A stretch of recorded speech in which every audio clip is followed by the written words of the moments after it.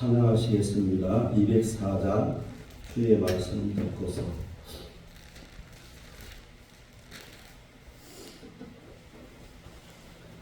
주의 말씀 듣고서 순례하는 자는 반석 위에 터닫고 집을 지은 같아 비가 오고 물러려 바람 부딪혀도 반석 위에 세운 집 무너지지 않네. 잘 짓고 잘 짓세 우리 집 잘 짓세 만세 반석 위에 나 우리 집 잘 짓세 주의 말씀 듣고도 행치 않는 자는 모래 위에 터닫고 집을 지은 같아 비가 오고 물나며 바람 부딪힐 때 모래 위에 세운 집 크게 무너지네. 잘 짓고 잘 짓세 우리 집 잘 짓세 만세 반석 위에다 우리 집 잘 짓세 세상 모든 사람들 집을 짓는 자니 반석 위가 아니면 모래 위에 짓네. 우리 구주 오셔서 지은 상을 줄 때 세운 공로 따라서 영영상 벌 주리. 잘 짓고 잘 짓세 우리 집 잘 짓세 만세 반석 위에다 우리 집 잘 짓세. 아멘. 오늘 하나님의 말씀은 누가복음 6장 39절에서 49절까지입니다. 제가 한 절, 여러분이 한 절, 마지막 절은 함께 교독하시겠습니다. 또 비유로 말씀하시되 맹인이 맹인을 인도할 수 있느냐? 둘이 다 구덩이에 빠지지 아니하겠느냐? 제자가 그 선생보다 높지 못하나 무릇 온전하게 된 자는 그 선생과 같으리라. 어찌하여 형제의 눈 속에 있는 티는 보고 내 눈 속에 있는 들보는 깨닫지 못하느냐? 너는 내 눈 속에 있는 들보를 보지 못하면서 어찌하여 형제에게 말하기를 형제여 나로 내 눈 속에 있는 티를 빼라 할 수 있느냐? 외식하는 자여 먼저 내 눈 속에 있는 들보를 빼라. 그 후에야 내가 밝히 보고 형제의 눈 속에 있는 티를 빼리라. 못된 열매 맺는 좋은 나무가 없고 또 좋은 열매 맺는 못된 나무가 없느니라. 나무는 각각 그 열매로 아나니 가시나무에서 무화과를 또는 찌레에서 포도를 따지 못하느니라. 선한 사람은 마음에 쌓은 선에서 선을 내고 악한 자는 그 쌓은 악에서 악을 내나니 이는 마음에 가득한 것을 입으로 말함이니라. 너희는 나를 불러 주여 주여 하면서도 어찌하여 내가 말하는 것을 행하지 아니하느냐? 내게 나와 내 말을 듣고 행하는 자마다 누구와 같은 것을 너희에게 보이리라. 집을 짓되 깊이 파고 주추를 반석 위에 놓은 사람과 같으니 큰 물이 나서 탕류가 그 집에 끼치되 잘 지었기 때문에 능히 요동하지 못하게 하였거니와 같이요. 듣고 행하지 아니하는 자는 주축 없이 흙 위에 지은 사람과 같으니 탕류가 부딪힘에 집이 곧 무너져 파괴됨이 심한가 하시니라. 아멘. 예, 오늘 제목은 들보와 티끌입니다. 39절에 보면은 여기 보면은 영적으로 바로 서지 못한 사람이 영적으로 인도할 때 성경 속에서 찾아보면 오늘 말씀에 맹인이 맹인을 인도하는 경우를 말씀드립니다. 첫 번째 보면은 바리새인들이죠. 이 바리새인들은 성경 지식은 많았습니다. 그렇지만 하나님의 뜻보다 전통이죠. 그들이 이렇게 정해놓은 탈무드에 보면 정해놓은 그 법들이 600 몇 가지가 됩니다. 그 전통을 굉장히 중요시하고 하나님의 말씀에 그 뜻은 순종하지 않는 경우가 많았습니다. 그래서 사람들을 하나님께 인도하기보다 형식적인 종교 생활을 많이 했습니다. 그러니까 오늘날 보면 성경 지식은 너무 많아요. 왜냐하면 어릴 때부터 하나님 말씀을 외우고 또 손목에 문지방에 이런 데 보면 말씀이 항상 그들은 아주 말씀을 아주 우리가 보면 물 마시듯이 밥 먹듯이 그렇게 하고 있습니다. 그렇지만 그것이 형식적으로 되어버렸어요. 진짜 예수님의 그 마음을 알지 못하고 우리가 이 성경을 아는 이유는 이 성경을 보면서 진짜 하나님 말씀이 무엇인가 깨닫고 그 말씀이 우리한테 찔림이 되어가지고 그 말씀대로 행해야 되는데 사실은 알고는 있어요. 우리가 말씀은 들을 때마다 찔림을 받고 하지만 그 말씀이 연결되어 가지고 우리 삶 속에 행해져야 되는데 행하지가 못합니다. 왜냐하면은 내 속에 그 습관들이 내 속에 있는 자리 잡고 있는 이 세상의 많은 유혹들이 나를 사로잡고 있기 때문에 들을 때는 이렇게 해야지 말씀대로 살아야지 하지만 막상 우리가 말씀의 자리를 떠나게 되면은 이 세상에 나가 살 때 되면은 이 세상의 많은 것들로 인해 가지고 이 말씀이 생각나지 않게 됩니다. 그래서 우리는 어떻게 해야 되나요? 말씀을 이들처럼 말씀을 봐야 되고 그래야 되는데 그 말씀을 보지 못합니다. 오늘날 여기 보니까 영적으로 바르게 서지 못한 사람들이 그 영적인 것을 일끈다는 것은 어떻게 보면 참 모순되면서 무서운 이야기가 될 수 있습니다. 그렇지만 이 예수님께서 그 당시 많은 사람들 앞에서 참 하나님 말씀을 어떻게 하든 전하고자 이방 민족들한테도 가서 전하시고 이방 이웃 그죠 사마리아나 이런 그 당시 유대인들뿐만 아니라 이방 사람들한테 가서도 말씀을 전했지만 그 말씀을 전할 때 이 바리새인들은 어땠습니까? 그 말씀이 어떻게 잘못됐나요? 그러니까 토시 하나 뭔가 하나 책 잡으려고 했지 그 말씀이 주는 말씀이 내 마음을 깨뚫고 나의 죄를 알고 이걸 느껴야 되는데 그것까지 하지를 못했습니다. 그러다 보니까 그들은 형식적으로는 아주 요즘 말하면은 거룩해 보이고 참 그런데 그 거룩함 속에 진짜 그 마음에도 거룩함이 있어야 되는데 행실의 거룩함보다 더 중요한 게 마음의 거룩함이라 했잖아요. 우리가 마음의 거룩함이 되었을 때 참으로 하나님께서 기뻐하시는데 이들은 그 거룩함을 오히려 밖으로만 나타냈지 속에서는 오히려 미워하고 시기하고 얼마나 예수님을 그래서 찔림이 오니까 예수님을 미워하면 끝에는 예수님을 십자가에 못 박히까지 합니다. 그래서 이들은 많은 지식이 오히려 그들이 주님 앞에 가까이 가지 못하는 그런 결과를 낳고 말았습니다. 그 당시 오히려 세리들이나 이런 분들은 하나님 말씀은 모르고 하나님은 모르지만 자기 자신이 죄인이라는 걸 알았어요. 그렇기 때문에 예수님을 만났을 때 고백하는 말들이 나는 죄인이로소이다.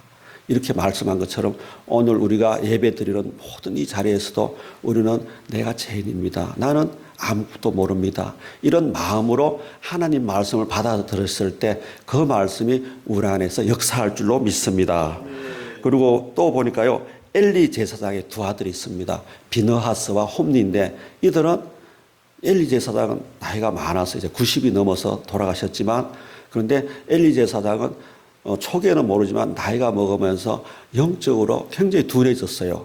그러다 보니까 이 자녀들 교육을 웬만하면은 좋은 게 좋은 거라고 그렇게 제사 지낼 때 많은 성도들이 제물을 가져와서 제사 지낼 때 고기로 그냥 가마솥에다가 끓일 때 좋은 거는 먼저 건져버리고 그냥 제사 전에, 그러니까 그 제사장 성도들이 이야기했을 때, 엘리 제사 이야기했을 때 엘리 제사 알았지만 그걸 갖다가 단호하게 자식에게 교육하지 못하고, 자문의 말씀에 보면 매를 쳐서라도 그 자녀가 하나님 앞으로 돌아오게 해야 되는데 그걸 하지 못했습니다. 그러다 보니까 나중에 블레셋 전쟁이 나가가지고 블레셋 사람들한테 죽게 되고, 그 두 자녀가 죽게 되고, 또 엘리 제사장이 그 소리를 들었을 때 뒤로 넘어져서 목이 부러져서 죽었다 그랬죠. 똑같습니다. 그리고 또 하나는 구약에 보면 거짓 선지자들 많죠. 참 선지자는 참으로 희귀합니다. 근데 참 선지자들은 계속 죄를 회개하고 주님 앞으로 돌아오라 하지만, 이들은 거짓 선지자를 어떻게 했어요? 왕에게 잘 보이기 위해서, 또 백성들에게 오히려 하나님은 모든 것을 다 해줬어요. 이런 오늘날 말하면 기복신앙적인 그런 말로 그들 거짓 선지자들은 평안하다 평안하다 하면서 오히려 이 백성들을 멸망의 길로 갈 수밖에 없었습니다. 오늘날 보면은 오늘날 우리 교회, 한국 교회도 어떨까요? 강단에서 죄에 대한 지적이 내려와야 되고 하나님께 돌아오자, 회개하자, 이 말씀이 울려 퍼져야 되는데 복에 대한 이야기를 많이 하면, 물론 복을 받아야 돼요. 하나님의 자녀들은 복을 받아야 되는데, 근데 그 복이 하나님이 주시는 참 복이 돼야 되는데 이 세상에 주는 복이 많거든요. 그 복을 받는 것은 어떻게 할까? 그 복으로 인해 가지고 우리는 더 나중에 하나님과 멀어지게 되는 그 결과를 가져오게 됩니다. 오늘 여기 보니까 39절에 보니까 맹인이 맹인을 인도할 수 있느냐, 이 세 가지 중에 바리새인들도 여기에 속하고, 또 엘리 제사장의 두 아들도 여기 속하고, 또 거짓 선지자들이 이렇게 속합니다. 오늘 우리들에게 적용을 한번 해보겠습니다. 영적으로 바로 서지 못한 사람은 말씀보다 자신의 생각이 먼저 나가게 됩니다. 그리고 회개보다 비판을 많이 하게 됩니다. 우리는 사실 많이 하죠. 친하다고 이 말은 저분은 어떻고 막 이렇게 하죠. 그 자체를 우리는 하는 것보다 내 안에 주님 앞에 제대로 가지 못한 것, 하나님 말씀이 내 안에 바로 역사에서 살아있지 못하는 이것을 가지고 회개하며 통탄하면서 기도해야 되는데, 그 시간에 오히려 우리는 남을 비판하고 남을 이야기하게 됩니다. 그리고 순종보다, 하나님의 말씀에 순종보다 지식을 자랑하게 됩니다. 오늘 얼마나 지식이 홍수시대입니까? 그리고 그러죠. 지식이 약하고 한마디로 말로 가방끈이 짧으면 어떡합니까? 쳐주지를 않아요. 그 사람 성품이나 그 사람이 하나님의 사람이라 할지라도 지식거리 짧으면 일단 탈락입니다. 그게 참 안타까운 일이죠. 그리고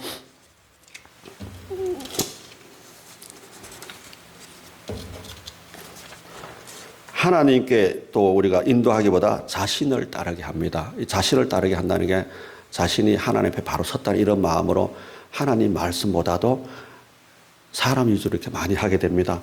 영적으로 바로 선 사람은 먼저 자신을 회개하게 됩니다. 그리고 말씀에 순종하게 됩니다. 그리고 예수님을 드러나게 됩니다. 우리가 하루하루 살아가면서 얼마나 예수님을 드러내고 예수님이 이런 분입니다. 우리 예수님 이런 분입니다 하면서 증거, 우리가 살아있는 하나님의 말씀이 살아있는 그 증거를 해야 됩니다. 사람들을 그렇게 함으로써 사람들을 하나님 앞으로 인도하게 됩니다. 우리들은 어떠한 사람이 되어야 할까요? 또 여기 40절을 한번 보겠습니다. 제자가 그 선생보다 높지 못하나 무릇 온전하게 된 자는 그 선생과 같으리라 그랬죠. 여기 보니까 온전한 자, 여기 온전한 자는요, 죄가 전혀 없는 완벽한 사람을 뜻하지 않습니다. 충분히 훈련받은 자, 그러니까 하나님 말씀으로 훈련받고 그 훈련을 통해서 그 마음에 겸손한 마음으로 나보다 남을 낮게 여기고 예수님 종의 모습으로 오시듯이 종의 모습으로 살아가는 그런 사람이라고 말합니다. 예수님의 제자는 스승보다 높을 수는 없지만 꾸준히 배우고 훈련하면 스승을 닮아간다고 하였습니다. 그래서 우리는 어떻게 할까요? 하나님 말씀을 열심히 배우고 예수님을 알아가다 보면은 예수님이 말씀하신 게 이런 것이었구나. 깨닫게 되었을 때 우리는 그 말씀을 깨달았을 때 예수님 마음을 깨달으면 얼마나 이게 우리 마음이 기쁘고 성령이 충만하게 됩니다. 예수님의 제자라면은 예수님의 말씀을 배우고 예수님의 성품을 닮아가고 예수님의 삶을 따라가며 살게 됩니다. 그 삶이 뭡니까?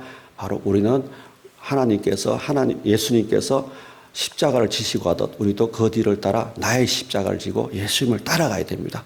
그 삶이 되어야 되는데 너무나 힘들죠. 왜냐하면 우리가 거듭나지 못하면 그렇게 할 수가 없습니다. 그래서 하나님 말씀을 깨닫고 그 말씀이 내 안에 살아 역사하여서 내 십자가 지고 예수님의 뒤를 따라가야 합니다.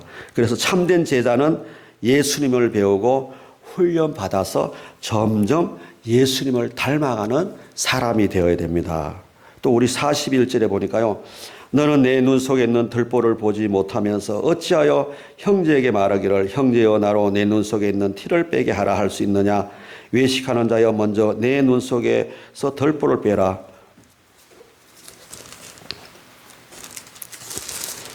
그 후에야 밝히 보고 형제의 눈 속에 있는 티를 빼리라 하였습니다. 우리들은 남을 판단하는 데는 빠르지만 자신을 돌아볼 때는 느립니다. 신앙생활의 출발점은 다른 사람의 잘못된 것을 고치는 것이 아니라 자기 자신을 하나님 앞에 살피는 것이라고 하였습니다. 자신의 부족함과 죄를 깨닫는 사람은 다른 사람을 정죄하기보다 긍휼한 마음을 가지게 됩니다. 그렇습니다. 우리는 나보다 다른 사람을 그렇죠. 내 안에 들보는 보지 못하면서 다른 사람의 조만한 죄, 잘못한 거 이거는 갖다가 많이 이야기하죠. 그러니까 그것보다 내 안에 내 죄가 어떠한가, 나는 하나님 앞에 어떤 죄를 짓고 있나 먼저 이거를 보기를 바랍니다. 그래서 하나님께서는 교만한 자를 대적하시고 겸손한 자에게 은혜를 주신다고 합니다.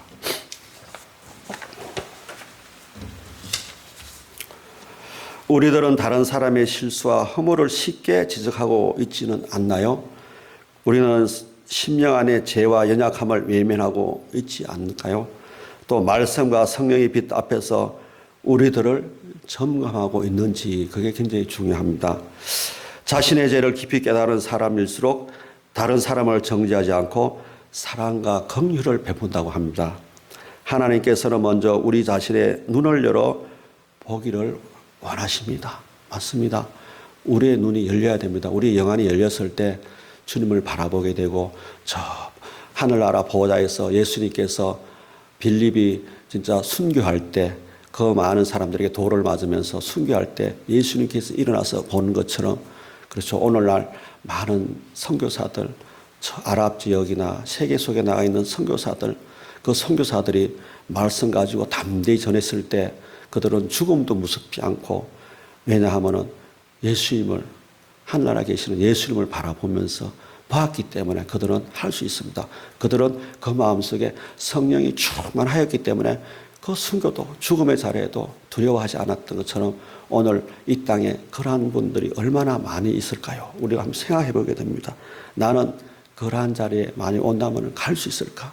이런 생각할 때 성령이 충만하지 않으면 우리 마음속에 두려움이 먼저 올 수밖에 없습니다. 또 42절에 보니까요. 42절이죠. 그렇죠. 42절에 보니까 못된 열매 맺는 좋은 나무가 없고 또 좋은 열매 맺는 못된 나무가 없느니라. 나무는 각각 그 열매를 아나니 가시나무에는 무화과를 또는 찔레에서 포도를 따지 못하느니라.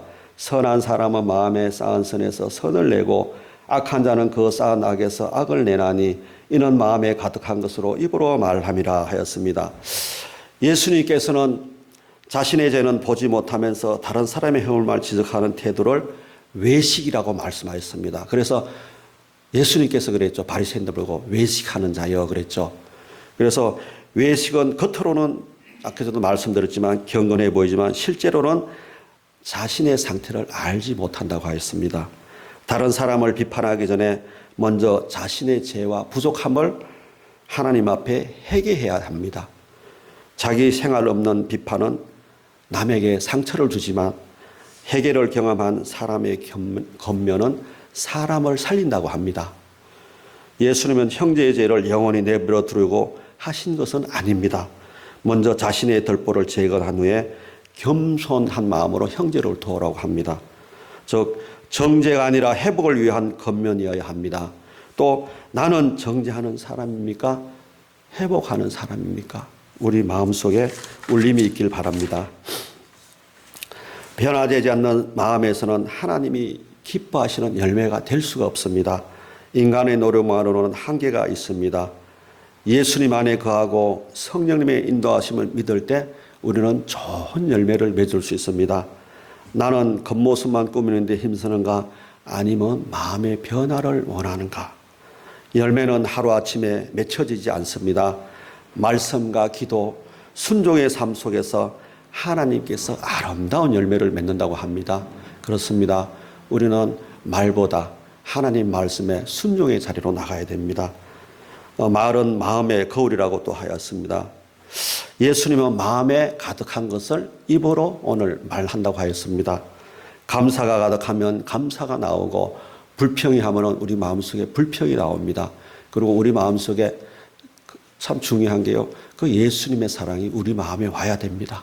그러지 않고는 진짜 내 원수까지도 사랑할 수 있는 마음이 오지 않습니다. 도저히 오지 않습니다. 그래서 성령님께서 우리 안에 예수님의 마음을 주셔서 그 예수님 마음으로 상대방을 사랑할 때 그 사랑이 참으로 사랑입니다. 사랑은 허다한 죄를 덮는다고 하였습니다. 우리는 죄 앞에서 어떤 마음을 가질까요? 나는 죄를 지었는데 상대방이 죄를 지었을 때 나는 괜찮고 나는 나의 죄에 대해서 간대하지만 상대방의 죄에 대해서는 신랄하게 비판하고 잘못됐다고 막 말을 하게 됩니다. 여러 사람에게. 그러니까 그게 최고 문제겠죠. 그렇지만 내 안에 예수님의 사랑이 있다면 오히려 긍휼한 마음으로 저 사람이 죄를 지었을 때는 왜 그랬을까? 어떠한 연유에서 그랬을까? 그 가정을 먼저 이해하려고 하는 것이 예수님의 사랑이 아닌가요? 이런 생각을 해보게 됩니다. 그래서 그 잘못된 것을 허물은 우리가 덮어주고 사랑으로 보듬어 줄 때 오늘날 우리 성도 간에도 회복이 되지 않나 이런 생각을 해봅니다. 성도 간의 회복, 나 회복, 우리 교회의 모든 회복이 바로 예수님의 그 사랑이 넘쳐 흐를 때 우리는 나보다 남을 낫게 섬길 수 있는 마음이 오리라고 봅니다. 당시에서도 46절에 보니까요. 너희는 나를 불러 주여 주여 하면서도 어찌하여 내가 말하는 것을 행하지 않느냐. 내게 나와 내 말을 듣고 행하는 자마다 누구와 같은 것을 너에게 보이리라 하였습니다. 당시에도 오늘 보니까 예수님 말씀을 많이 전하시고 그럴 때 예수는 뭐라고 했을까요? 주님이라고 불렀습니다. 그러나 예수님은 입술의 고백보다 삶의 순종을 중요하게 생각하였습니다. 예배, 기도, 찬양, 성경 읽기가 중요하지만 그것이 삶의 순종으로 이어졌을 때 참으로 효력이 나타납니다. 우리들의 삶의 주인은 정말 예수님인가요?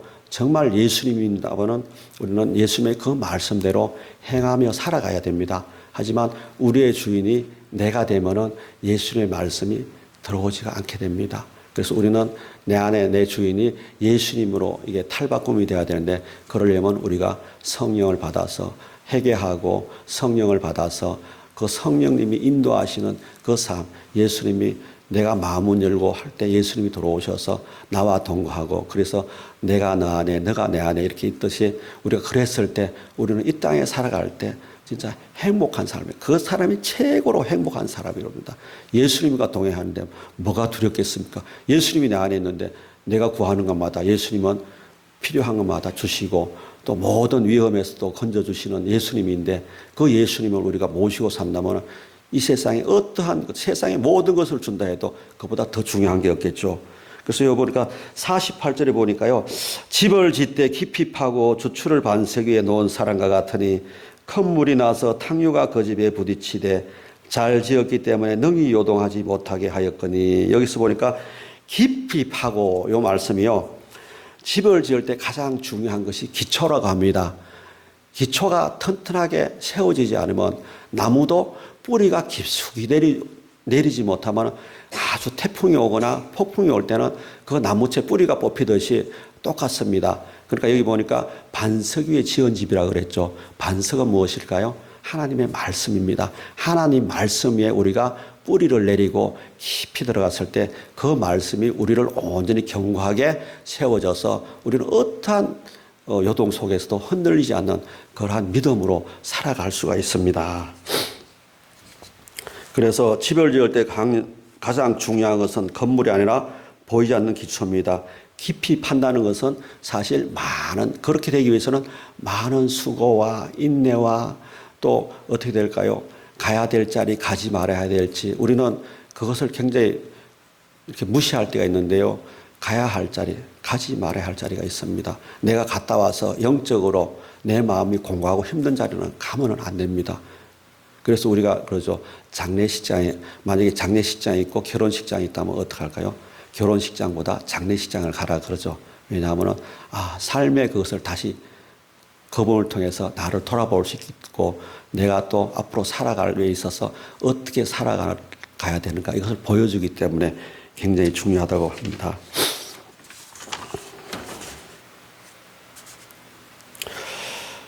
오늘 하루하루의 삶이 말씀의 기초로 삼아 차곡차곡 깊이 말씀의 뿌리가 될 수 있도록 우리들의 심령이 말씀에 갈급한 심령들이 되기를 원합니다. 네, 기도하겠습니다. 하나님의 말씀을 제대로 배우고 익히며 성령 하나님의 인도하심으로 우리들의 심령에 하나님의 말씀의 견고한 터가 뿌리 깊게 박혀서 어떠한 상황 속에도 흔들리지 않는 우리들이 다 되게 하여 주옵소서. 때가 참으로 악한 시대입니다. 말씀의 갈급함이 무뎌져 가는 이 시대에 우리들의 마음밭에 기경되게 하셔서 날마다 성령 하나님이 춤추는 우리들이 다 되게 하여 주시옵소서.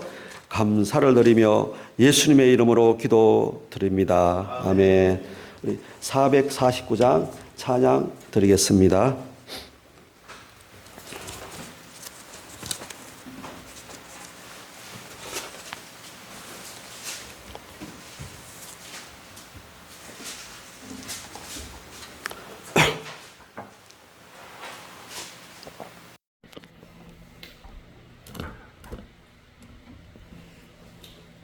예수 따라가며 복음 순종하며 우리 행할 길 바라겠네. 주를 의지하며 순종하는 자를 주가 늘 함께 하시리라. 의지하고 순종하는 길은 예수 안에 즐겁고 복된 길이로다. 해를 당하거나 우리 고생할 때 주가 위로해 주시겠네. 주를 의지하며 순종하는 자를 주가 안위해 주시리라. 의지하고 순종하는 길은 예수 안에 즐겁고 복된 길이로다. 나의 짐을 지고 슬픔 위로하며 주가 상급을 주시겠네.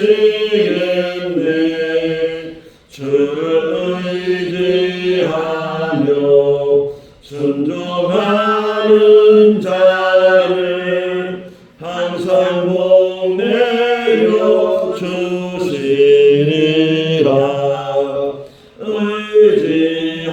의지하고 순종하는 길은 예수 안에 즐겁고 복된 길이로다. 우리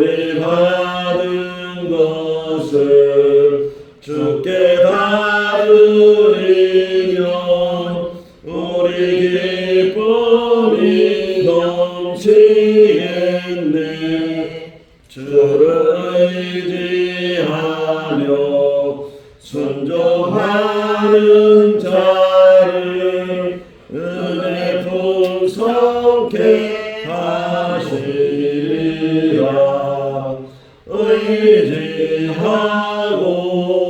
순종하는 자는 예수 안에 즐겁고 복된 길이로다. 주를 힘입어서 말씀 잘 배우고 주를 모시고 살아가세. 주를 의지하며 항상 순종하며 주가 사랑해 주시리라.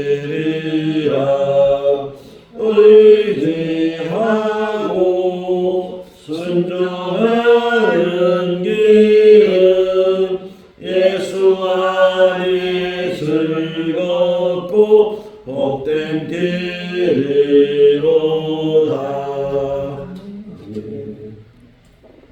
하겠습니다.